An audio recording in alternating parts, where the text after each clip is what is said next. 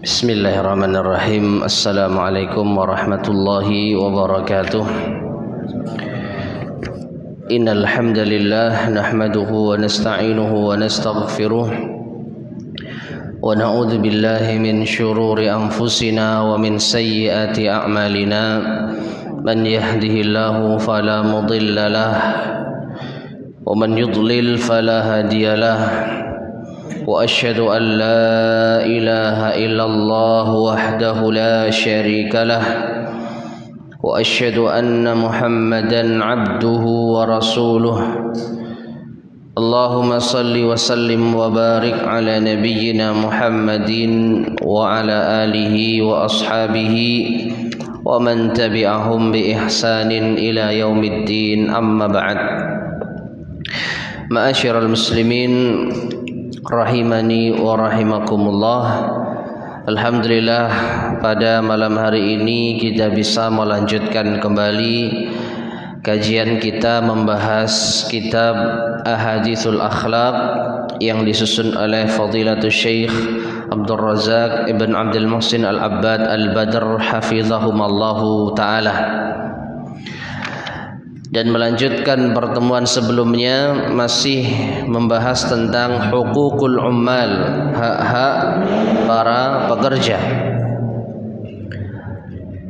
Yang terakhir kita telah membahas satu hadis panjang, hadis Abdullah bin Umar radhiyallahu taala anhuma yang diriwayatkan oleh Imam Al-Bukhari tentang kisah 3 orang yang terperangkap di dalam gua. Lalu mereka bertawassul dengan amal saleh mereka, dan di antara amalan yang dijadikan sebagai wasilah agar Allah memberikan jalan keluar bagi mereka adalah menunaikan hak pekerja. Menunaikan hak pekerja. Hingga akhirnya Allah Subhanahu wa taala mengeluarkan mereka dari gua tersebut. Taib. Setelah itu berkata al-muallif hafizahullahu taala, wa arqa ta'amulin ma'al khadim, dan muamalah yang paling indah bersama dengan pembantu atau pelayan atau bekerja. Arafahu tarikhu wa a'lah, yang dikenal oleh sejarah. Muamalah yang paling indah dan sangat tinggi huwa ta'amulun nabi sallallahu alaihi wasallam qudwatil alamin ma'ahum, yaitu muamalahnya Nabi sallallahu alaihi wasallam sebagai suri tauladan bagi alam semesta. Fa'an Anas radhiyallahu anhu, dan dari Anas radhiyallahu anhu, Anas bin Malik, qala, ia berkata, lamma qadima Rasulullah sallallahu alaihi wasallam al-Madinah, ketika Rasulullah sallallahu alaihi wasallam tiba di kota Madinah, yaitu saat beliau pertama kali hijrah, akhadha Abu Talha biyadi, Abu Talha mengambil tanganku, fantalaqa bi ila Rasulillah sallallahu alaihi wasallam, lalu ia membawaku menuju Rasulullah sallallahu alaihi wasallam. Faqala, maka Abu Talha berkata, ya Rasulullah, inna Anasan ghulamun kayyisun, wahai Rasulullah, Anas ini adalah pemuda yang cerdas. Falyakhdumka, maka hendaknya ia bisa melayani Anda. Ya, qala, maka Anas pun berkata, fakhadamtuhu fil hadari was safar, aku pun melayani Nabi sallallahu alaihi wasallam baik ketika hadar, itu ketika berada di kota Madinah, was safar, maupun ketika perjalanan jauh. Jadi Anas senantiasa menyertai Nabi SAW baik ketika beliau di kota Madinah maupun safar. Fa wallahi, kata Anas bin Malik, maka demi Allah, ma qala li syai'in sana'tuhu lima sana'ta hadza hakadha, Maka demi Allah, tidak pernah beliau mengatakan sesuatu kepadaku yang telah aku lakukan, mengapa engkau lakukan hal ini seperti itu? Wala li syai'in lam asna'hu lima lam tasna' hadza hakadha. Dan beliau juga tidak pernah mengatakan sesuatu yang tidak aku lakukan, mengapa engkau tidak melakukan hal ini? Muttafaqun alaih, hadisnya disebut kesahihannya oleh Bukhari dan Muslim. Ya. Ini hadis yang pertama. Hadis yang berikutnya, wa an Anas ibn Malik, masih dari Anas bin Malik radhiyallahu anhu qala, beliau berkata, khadamtu Rasulullah sallallahu alaihi wasallam 10 sinin. Aku berkhidmat melayani Rasulullah sallallahu alaihi wasallam selama 10 tahun. Wallahi, demi Allah, ma qala li uffan qat. Beliau tidak pernah berkata kepadaku uff sama sekali. Uff itu kalau bahasa kita mungkin tanda tidak suka dengan apa yang kita lakukan. Ya, menggerutu mungkin seperti itu. Wala qala li syai'in, dan tidak pernah beliau mengatakan sesuatu kepadaku, lima fa'alta kada, kenapa kau lakukan itu? Wa hal fa'alta kada, ya, mengapa tidak kau lakukan hal itu? Muttafaqun alaih, hadisnya juga sama, disepakati kesahihannya oleh Bukhari dan Muslim. Dua hadis ini kesimpulannya masih sama. Nabi SAW tidak pernah sedikit pun mengomentari apa yang diperbuat oleh Anas dan apa yang tidak dilakukan oleh Anas bin Malik radhiyallahu anhu.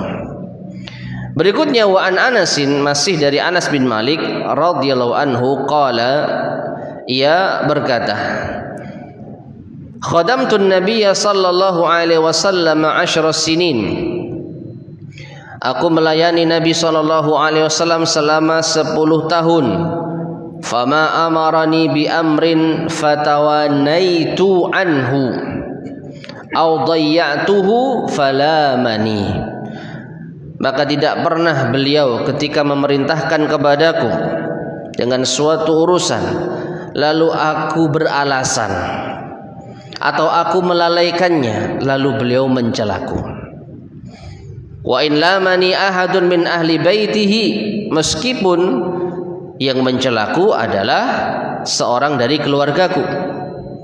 Kalau ada orang lain yang mencelaku, justru qala, beliau mengatakan, da'uhu, biarkan. Ya, artinya biarkan saja Anas ini. Falau quddira au qala law qudhiya an yakuna kana. Karena sesuatu itu apabila sudah ditakdirkan atau sudah diputuskan oleh Allah Subhanahu wa taala, an yakuna kana, pasti terjadi. Rawahu Ahmad, hadis ini diriwayatkan oleh Imam Ahmad. Taib. Ma'asyiral muslimin rahimani wa rahimakumullah. Jadi kita bahas dulu Anas bin Malik atau hadis Anas bin Malik radhiyallahu taala anhu yang menunjukkan betapa mulianya Nabi sallallahu alaihi wasallam di dalam memperlakukan pembantu, di dalam memperlakukan bawahan, di dalam memperlakukan pekerja. Anas bin Malik berkhidmat melayani Nabi sallallahu alaihi wasallam selama 10 tahun. Ini bukan waktu yang singkat. Ya, bagi seorang pelayan berkhidmat kepada majikan selama 10 tahun ini cukup lama. Sehingga apa? Merupakan hal yang biasa pelayan dan majikan ini saling mengetahui apa itu kebiasaannya atau apa itu yang menjadi kesukaannya atau apa itu yang menjadi hal yang dibenci. Interaksi yang sangat lama. Dan selama itu pula Anas bin Malik radhiyallahu anhu bersaksi bahwa Nabi sallallahu alaihi wasallam tidak pernah sedikit pun memprotes. Kesimpulannya itu, tidak pernah sedikit pun memprotes apa yang ia lakukan. Kenapa kau lakukan itu? Demikian pula tidak pernah memprotes apa yang tidak dikerjakan. Kenapa tidak kau lakukan itu? Ya, bahkan di hadis terakhir, kalau ternyata Anas bin Malik itu sedang lalai atau mungkin sedang beralasan tidak menepati apa yang diperintahkan Rasul sallallahu alaihi wasallam, beliau tidak mencela Anas bin Malik. Dan kalaupun ada orang yang mencelanya, itu keluarganya sendiri, maka justru Nabi SAW mengatakan biarkan, karena kalau sudah ditakdirkan pasti akan terjadi. Nah, ma'asyar muslimin rahimani wa rahimakumullah, tentu ini akhlak yang mungkin tidak akan pernah kita jumpai selain dari Rasulullah sallallahu alaihi wasallam. Ya, bagaimana beliau bisa betul-betul tidak pernah mengomentari sedikit pun apa yang dilakukan oleh pelayannya dan pembantunya. Dan sudah menjadi hal yang wajar, namanya majikan pasti akan memberikan arahan atau memberikan teguran kalau ada kesalahan, dan itu hak kita sebagai majikan. Karena orang ini berkhidmat kepada, lalu kita menggajinya, ya nggak bisa kerja seenaknya kan gitu. Ya, majikan punya hak untuk menegur pembantu atau pelayan yang tidak benar di dalam bekerja. Namun ini tidak terjadi pada Rasulullah sallallahu alaihi wasallam. Menunjukkan beliau orang yang sangat sabar dan bisa menerima kinerja Anas bin Malik apa adanya. Meskipun sebenarnya di awal hadis yang pertama kita sudah mendapatkan suatu petunjuk bahwa Anas bin Malik ini dijamin orang yang cerdas. Nah, itu juga faktor lain. Ya. Tadi kita sudah sampaikan, Anas mengatakan ketika Nabi SAW tiba di kota Madinah, Abu Talhah mengambil tanganku lalu membawaku kepada Rasulullah SAW dan mengatakan, Inna Anasan, yaitu rajulun kayyis atau ghulamun kayyisun. Anas ini pemuda yang cerdas. Ya, falyahtumka, hendaknya ia bisa menjadi pelayanmu ya Rasulullah. Ya, mungkin di antara faktor yang menunjang Nabi SAW tidak banyak atau tidak pernah, bukan tidak banyak ya, tidak pernah protes, tidak pernah komentar ya, karena memang dasarnya Anas ini pemuda yang cerdas. Namun secerdas-cerdasnya orang selain para nabi pasti punya salah. Ini yang dikatakan oleh Anas, ketika aku sedang lalai, ketika aku sedang ya mungkin kurang sigap di dalam melaksanakan perintah Rasulullah SAW, beliau tidak pernah mencelaku. Justru kalau ada keluargaku yang mencelaku, beliau menegurnya. Ya, nah ini sekali lagi hal yang mungkin tidak pernah kita dapatkan selain dari Rasulullah SAW dan Anas bin Malik radhiyallahu taala. Jadi ini sudah betul-betul Allah Subhanahu wa taala takdirkan seorang nabi yang mendapatkan pelayan dan pembantu yang luar biasa. Ya, jadi kekurangan pembantunya diterima oleh Nabi sallallahu alaihi wasallam. Di sisi lain Anas bin Malik pelayan yang sangat cerdas, ya. Taib. Kemudian wa an Aisyah radhiyallahu anha. Sekarang hadis Aisyah. Dan dari Aisyah radhiyallahu anha qalat, ia berkata, ma daraba Rasulullah sallallahu alaihi wasallam biyadihi khadiman lahu qat. Rasulullah sallallahu alaihi wasallam tidak pernah memukul dengan tangannya seorang pelayan pun. Maksudnya seorang pelayan yang pernah berkhidmat kepada Nabi sallallahu alaihi wasallam. Wala mra'atan, juga tidak pernah memukul wanita seorang pun. Maksudnya istri beliau. Wala daraba Rasulullah sallallahu alaihi wasallam biyadihi syai'an qat. Bahkan Rasulullah sallallahu alaihi wasallam tidak pernah memukul sesuatu pun, illa kecuali an yujahida fi sabilillah, ketika berjihad di jalan Allah. Rawahu Ahmad, hadis ini diriwayatkan oleh Imam Ahmad. Taib ma'asyar muslimin rahimani wa rahimakumullah, ini pengakuan dari Ummul Mukminin Aisyah radhiyallahu taala anha, menguatkan pengakuan dari Anas bin Malik radhiyallahu taala anhu bahwa Nabi sama sekali tidak pernah main tangan, baik dengan pembantunya maupun dengan istrinya, maupun dengan orang lain, kecuali kalau berperang di jalan Allah. Kalau berperang di jalan Allah, beliau orang yang paling pemberani dan pasti main tangan, mengayunkan pedang dan lain sebagainya. Tapi kepada kaum muslimin, beliau tidak pernah melakukan hal tersebut. Nah, bayangkan ma'asyiral muslimin rahimani wa rahimakumullah, mari kita lihat diri kita, ya, bagaimana selama ini kita memperlakukan orang lain, baik itu istri kita ataupun anak kita ataupun anak orang lain, ya, ataupun orang lain yang mungkin pernah mengganggu kita. Apakah kita suka main tangan, ya, terhadap orang yang berada di bawah kekuasaan beliau saja beliau tidak pernah. Istri dan anak, istri dan pembantu. Kalaupun pembantu, dalam hadis-hadis yang lain sebenarnya disebutkan kalau memang mereka melakukan suatu kesalahan, ya mereka berhak untuk mendapatkan hukuman dengan dipukul misalkan. Cuman kita harus menjauhi memukul wajah. Tetapi dalam keadaan tertentu memukul diperbolehkan, ya. Tetapi Nabi SAW tidak pernah melakukannya, ya. Meskipun ada arahan dari Nabi SAW dalam hal tertentu, misalkan anak yang usia 10 tahun tidak mau sholat, nah itu ada. Nabi SAW mengatakan, muru auladakum bis salati wa hum abna'u sab'i sinin wadribuhum 'alaiha wa hum abna'u 10 sinin. Perintahkan anak kalian untuk sholat ketika mereka berusia 7 tahun, dan pukul mereka kalau tidak mau sholat ketika mereka berusia 10 tahun. Meskipun pukulannya bukan pukulan yang menyakitkan, tapi pukulan kasih sayang sebagai pendidikan, ya. Demikian pula istri yang nusyuz, yang durhaka, dalam satu kondisi diperbolehkan bagi Allah Subhanahu wa taala untuk memukul mereka, tetapi dengan pukulan yang sama, bukan menyakiti dan menyiksa. Apapun itu, Nabi SAW tidak pernah melakukan pukulan sama sekali, karena Aisyah mengatakan, yaitu qattu, sama sekali.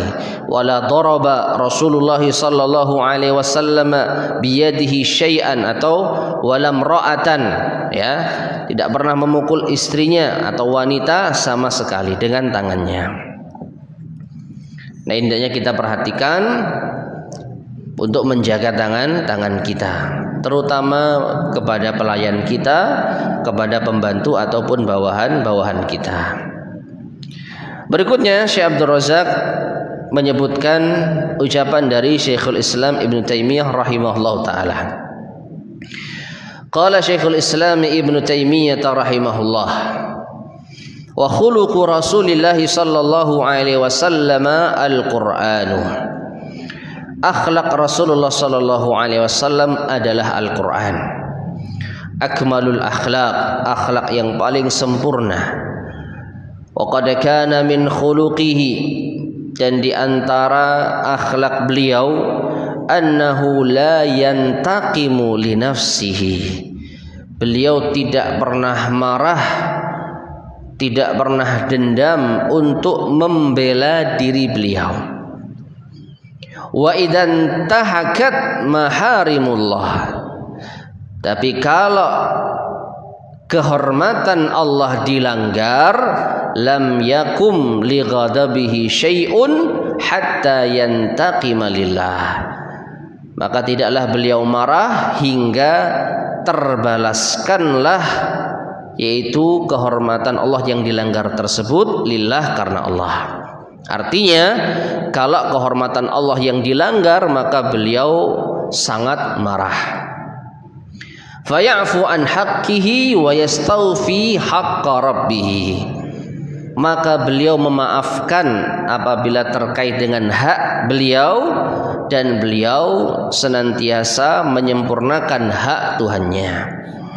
Ma'asyiral muslimin rahimani wa rahimakumullah. Ini berdasarkan hadis Aisyah radhiyallahu taala anha. Namun di sini tidak dibawakan oleh Syekhul Islam Ibnu Taimiyah rahimahullah. Jadi Aisyah mengatakan, "Man taqama Rasulullah sallallahu alaihi wasallam li nafsihi qat illa an tuntahaka hurmatullah." Nabi SAW tidak pernah marah, tidak pernah dendam apabila terkait dengan harga diri beliau, kecuali apabila yang dilanggar itu adalah harga diri atau kehormatan Allah Subhanahu wa taala. Maka beliau orang yang paling marah dalam hal ini. Ya. Dan ini kita bisa saksikan di dalam sejarah kehidupan beliau sallallahu alaihi wasallam. Selama beliau berdakwah di kota Mekah, perlakuan apa yang beliau dapatkan dari orang-orang kafir Quraisy, celaan, hujatan.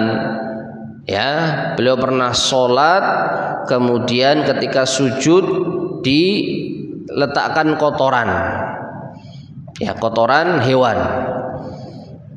Tetapi beliau tidak marah. Ya, putri beliau Fatimah yang kasihan segininya ya umatnya itu atau kaumnya mengganggu Rasulullah SAW.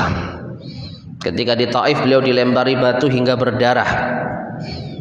Bahkan beliau ditawarkan oleh malaikat yang menjaga gunung agar ditimpakan kepada penduduk Taif gunung tersebut. Kalau Nabi mau, tapi ternyata Nabi SAW justru berharap agar ada dari anak keturunan mereka yang beriman kepada Allah Subhanahu wa taala, dan itu yang terjadi. Jadi doa Nabi SAW terkabul meskipun waktunya tidak seketika. Ya. Nah, ini menunjukkan beliau sallallahu alaihi wasallam sama sekali tidak marah apabila harga diri beliau yang diganggu. Tapi kalau terkait dengan kehormatan Allah Subhanahu wa taala, maka marah dalam hal ini. Nah, kemudian Syekhul Islam Taimiyah rahimahullah membuat suatu perincian, wan nasu fil babi arba'atu aqsam. Manusia di dalam bab ini ada 4 macam. Apakah dia itu marah terkait dengan kehormatan dirinya dan kehormatan Allah Subhanahu wa taala? Ada 4 macam. Minhum man yantasiru li nafsihi wa li rabbih. Di antara mereka ada yang membela harga dirinya dan juga membela hak Allah Subhanahu wa taala, hak Tuhannya. Wa huwa alladhi yakunu fihi dinun wa ghadabun. Maka orang seperti ini dia memiliki agama yang baik tetapi dia masih marah.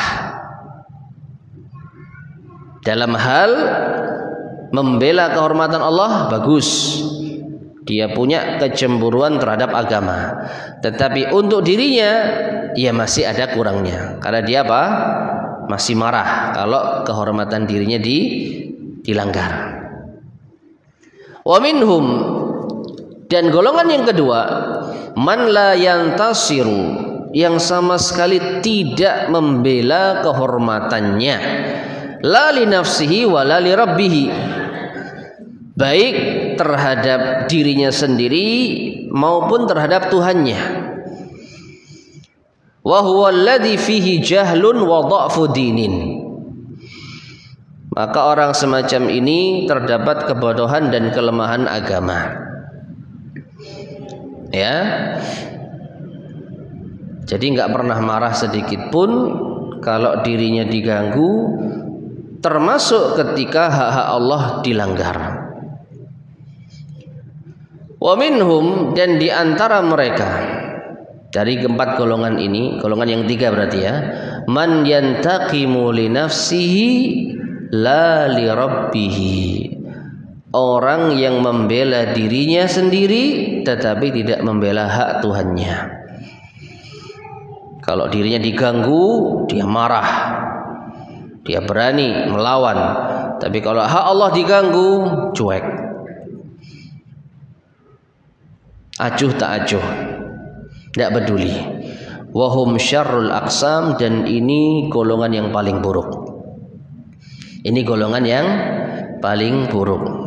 Ya, perhatikan ma'asyarul muslimin rahimani wa rahimakumullah. Golongan yang kedua yang tadi disebutkan oleh Syekhul Islam, jahlun wa dha'fuddin. Orang ini memiliki kebodohan dan kelemahan agama. Ya. Bodoh karena ya dia nggak punya amarah sama sekali. Diganggu orang ya tetap aja mesem-mesem mungkin. Tapi apa? Sama, kalau Allah Subhanahu wa taala yang dilanggar kehormatannya dia juga tidak peduli. Itu kelemahan agamanya di situ. Tapi ini masih mending, dia nggak marah kalau dirinya diganggu.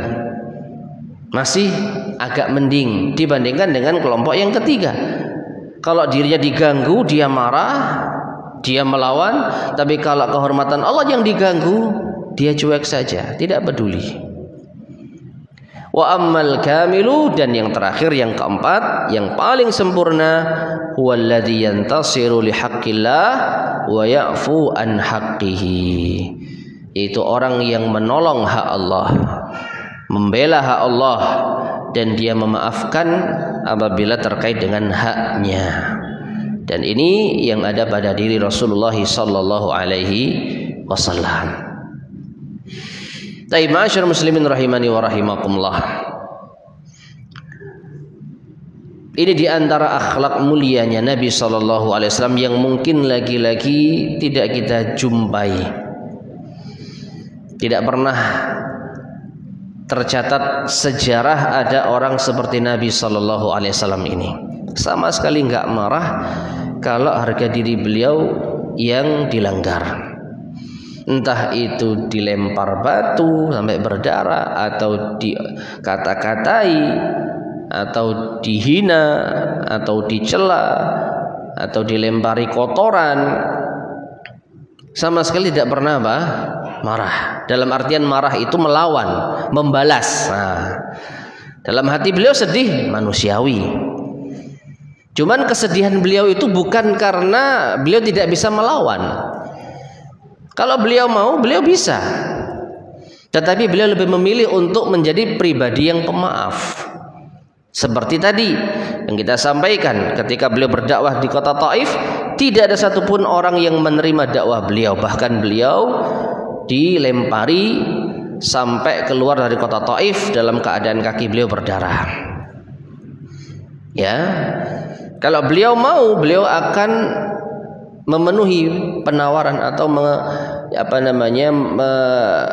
menerima penawaran dari malaikat. Ya sudah, timbangkan saja orang-orang Taif itu gunung yang ada di kota Mekah biar mereka hancur sekalian. Itu penawaran dari malaikat. Dan ini bukan basa-basi, ini serius. Tetapi Nabi SAW justru memilih memaafkan. Ya. Nah, ini bandingkan dengan kita. Ada kesempatan untuk bisa menghancurkan lawan dengan cara yang dibenarkan. Kan dibenarkan nih, malaikat kok yang nawarkan. Mungkin akan kita ambil kesempatan tersebut. Makanya ini tidak pernah kita jumpai selain dari pribadi Rasulullah sallallahu alaihi wasallam. Ada satu hal yang mirip mendekati Nabi sallallahu alaihi wasallam, yaitu sahabat Abu Bakar As-Siddiq radhiyallahu taala anhu. Ya. Allah Subhanahu wa taala berfirman di dalam surat An-Nur ayat ke-22. Ini juga di antara kisah sahabat yang setidaknya bisa menjadi inspirasi kita mendekati akhlaknya Rasul sallallahu alaihi wasallam. Dalam surat An-Nur ayat-ayat yang ke-22.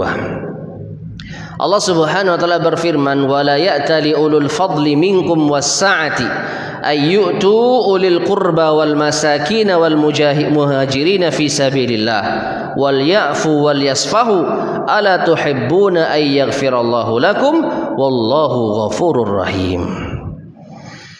Yang artinya, dan janganlah orang-orang yang diberi karunia, diberi kelapangan rizki di antara kalian tidak mau membantu, tidak mau memberikan santunan kepada kerabat-kerabat dekat mereka, orang-orang miskin, orang-orang yang berhijrah di jalan Allah, maka hendaknya ia memaafkan, hendaknya ia mengampuni. Tidakkah kalian menyukai apabila Allah mengampuni dosa-dosa kalian? Sesungguhnya Allah Maha Pengampun lagi Maha Penyayang. Ma'asyar muslimin rahimani wa rahimakumullah. Ayat yang mulia ini sebab diturunkannya adalah kisah Abu Bakar As-Siddiq radhiyallahu ta'ala. Jadi yang dimaksud dengan wala ya'tali ulul fadli minkum was-sa'ah itu adalah sahabat Abu Bakar As-Siddiq. Jadi beliau ini memiliki kerabat dekat, orang miskin, dan termasuk sahabat muhajirin yang bernama Mistah bin Usasah. Mistah bin Usasah.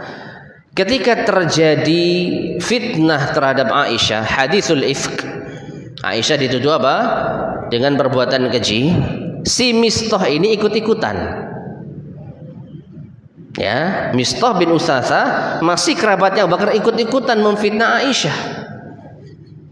Padahal selama ini Mistah bin Usasah hidup dengan santunan dari Abu Bakar.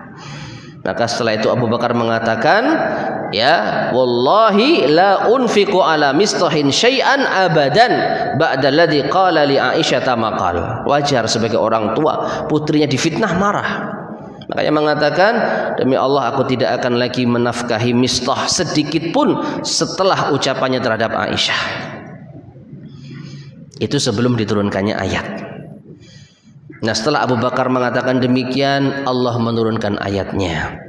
Wala ya'tali ulul fadli minkum was-sa'ah an yu'tu ulil qurba wal masakin wal muhajirin fi sabilillah.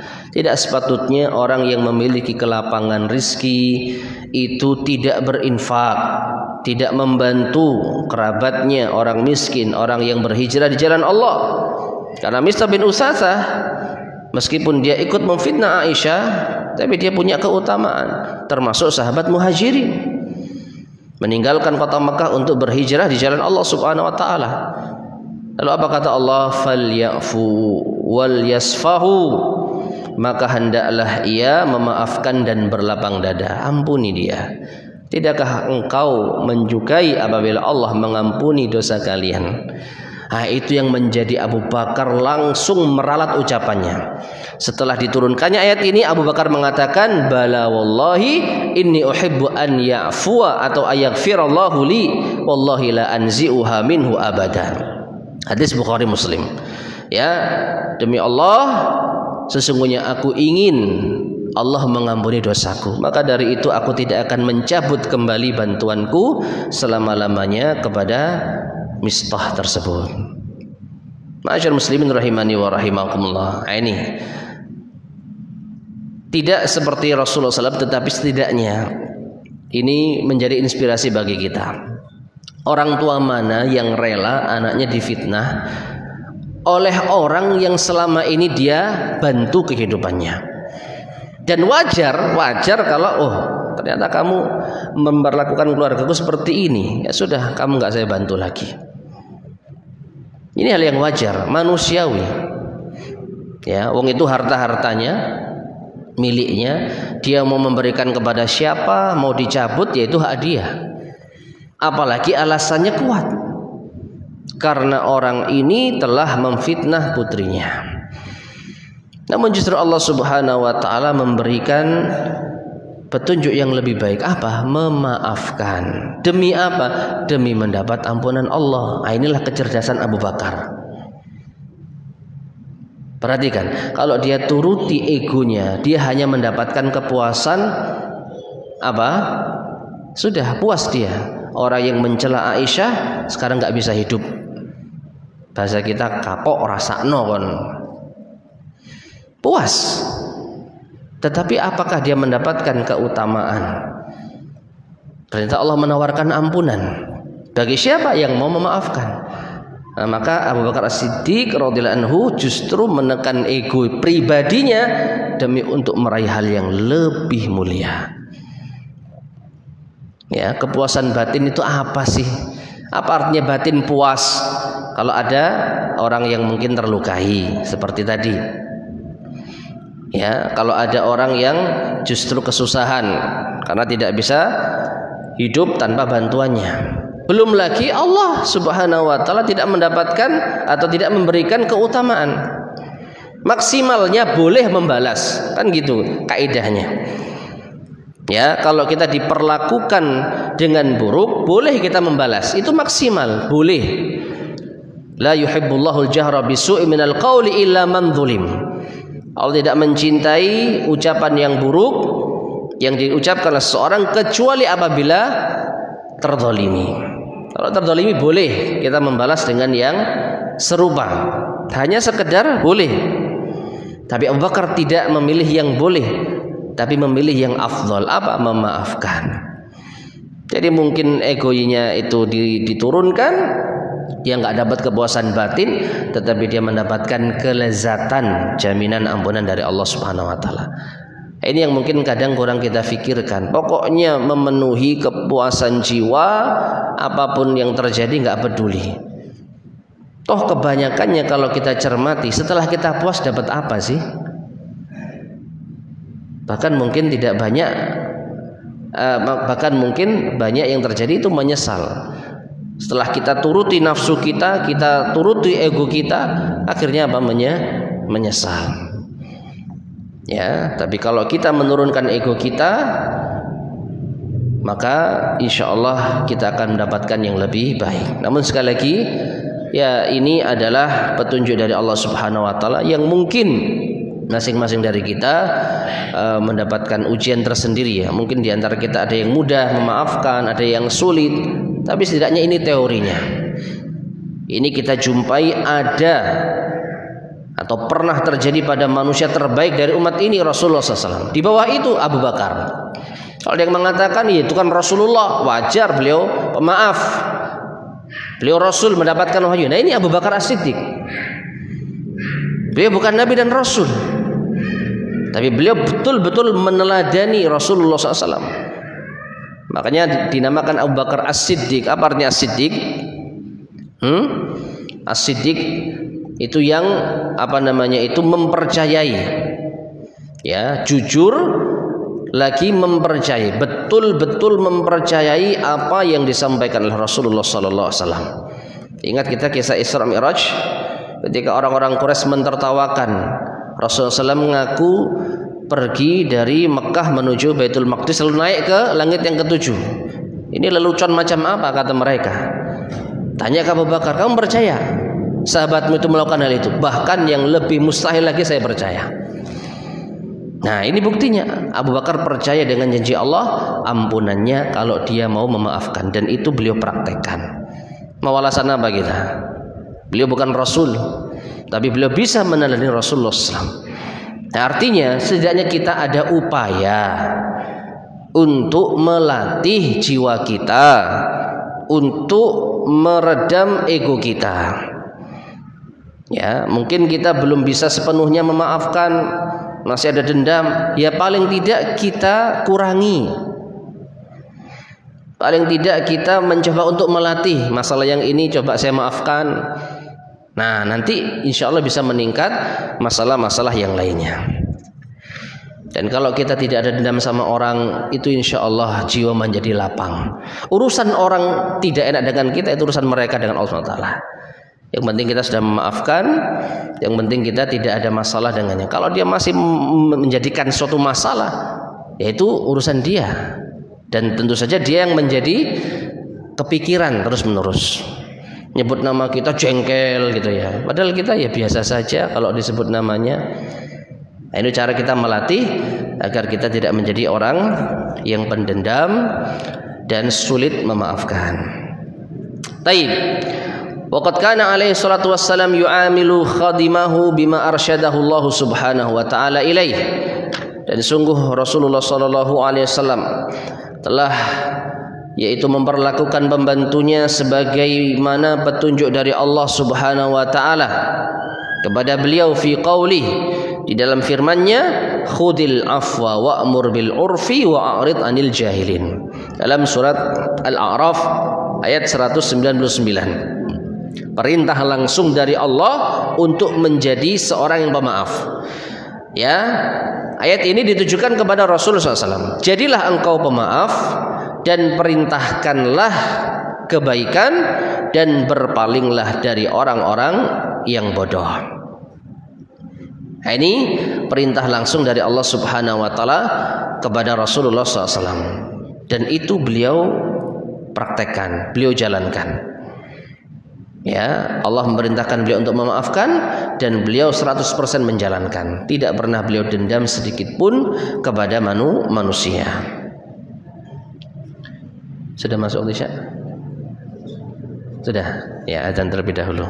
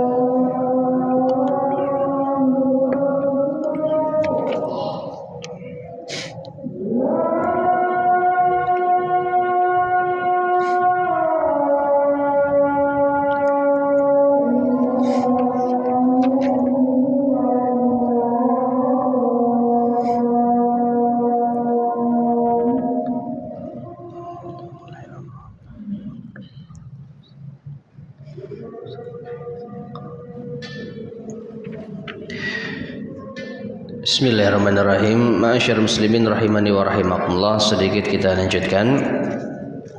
Jadi Allah Subhanahu wa taala di dalam surat Al-A'raf ayat 199 memerintahkan Nabi kita yang mulia sallallahu alaihi wasallam untuk menjadi seorang yang pemaaf. Berkata al-mu'allif hafizahullah, wal afu, dan makna dari al-afu ma'afa min akhlaqin nas wa ma tayassar, yaitu apa yang bisa menahan diri dari akhlak manusia dan apa yang mudah. Ai khud minan nasi ma tayassara min tibaihim, jadilah engkau menyikapi manusia sesuai dengan apa yang mudah dari tabiat mereka, wa akhlaqihim, dan akhlak-akhlak mereka.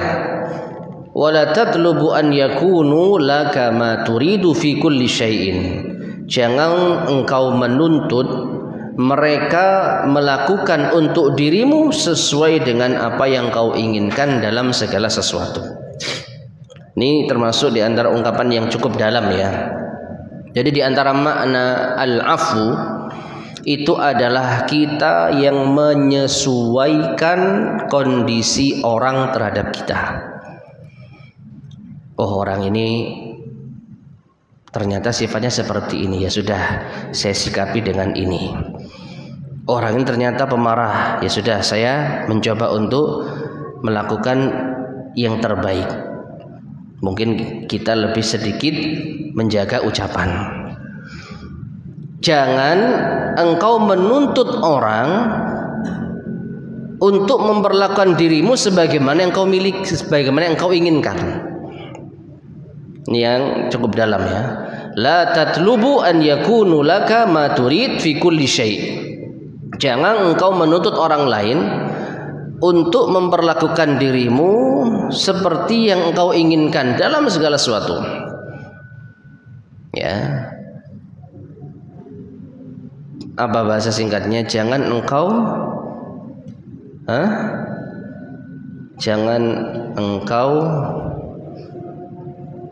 mengharap orang lain untuk memperlakukan baik dirimu, mungkin gitu ya.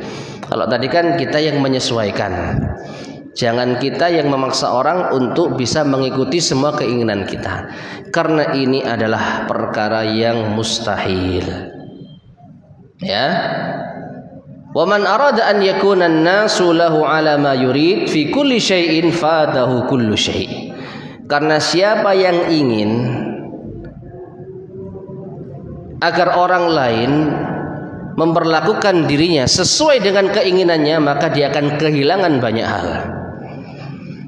Orang lain yang harus nuruti kita, maka justru kita akan kehilangan banyak hal.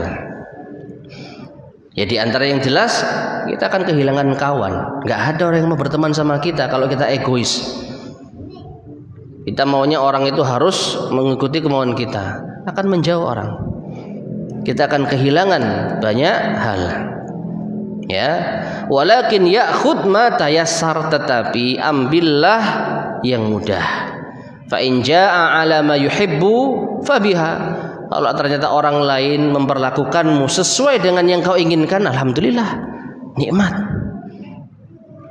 Ya, wa in jaa'a 'ala khilafi fala yaghdab. Tapi kalau orang lain memperlakukan dirimu yang kau tidak sukai, ya jangan marah. Itu yang dimaksud dengan al-afu. Memaafkan, ambil yang terbaik. Wa hakadza kana khuluquhu sallallahu alaihi wasallam. Dan inilah akhlak Nabi sallallahu alaihi wasallam. Jadi beliau yang menyesuaikan manusia. Kalau beliau dihormati, ya beliau menerima penghormatan sewajarnya. Beliau dilayani oleh Anas bin Malik, ya beliau menerima dengan ya tangan terbuka. Siapa yang nggak suka dilayani, nggak suka diperlakukan dengan baik? Para sahabat senantiasa mendengarkan ucapan Nabi SAW. Tidak ada yang berani untuk menyela yaitu ucapan Nabi SAW. Tidak ada yang berani untuk membantah. Nah, ini kenikmatan yang didapatkan Rasul SAW. Ya, beliau senang karena orang lain memperlakukan beliau sesuai dengan keinginan beliau. Tapi suatu ketika Nabi mendapati orang ada yang tidak seperti itu, beliau nggak marah. Ya, apa yang tadi kita sampaikan ketika beliau berdakwah, itu kan sama orang-orang kafir, mungkin untuk mengambil hati mereka. Ada orang muslim yang juga pernah memperlakukan Nabi SAW tidak sopan, tapi beliau juga nggak marah. Ketika pembagian harta rampasan perang, ada yang menarik baju Nabi SAW, padahal baju Nabi terbuat dari bahan yang kasar, sampai ada bekasnya. Tarikan kain itu mengenai kulit beliau sampai membekas merah itu. Lalu orang ini mengatakan, wahai Muhammad, berbuat adillah. Atau dalam sebagian riwayat dia minta jatah, yaitu pembagian harta rampasan perang. Nabi hanya tersenyum dan mengatakan kepada sahabat, berikan haknya, selesai. Ya, jadi beliau tidak mengatakan kamu siapa, nggak tahu saya ini Nabi. Sekali lagi, apabila terkait dengan harga diri beliau, kan ini pribadi beliau yang diusik. Tapi kalau terkait dengan kehormatan Allah, maka beliau orang yang paling marah terhadap hal ini. Ya, jadi ini diantara solusi untuk bisa mendapatkan ketenangan dalam hidup. Kita yang menyesuaikan orang lain, jangan orang lain dipaksa menyesuaikan keinginan kita. Wallahu taala alam bissawab. Baik, ma'asyar muslimin rahimani wa rahimakumullah. Insyaallah akan kita lanjutkan pada kesempatan berikutnya biidznillah subhanahu wa taala. Kita akhiri, semoga bermanfaat, kurang lebihnya saya mohon maaf. Subhanakallahumma bihamdika asyhadu an la ilaha illa anta astaghfiruka wa atubu ilaik. Alhamdulillahirabbil alamin. Wassalamualaikum warahmatullahi wabarakatuh.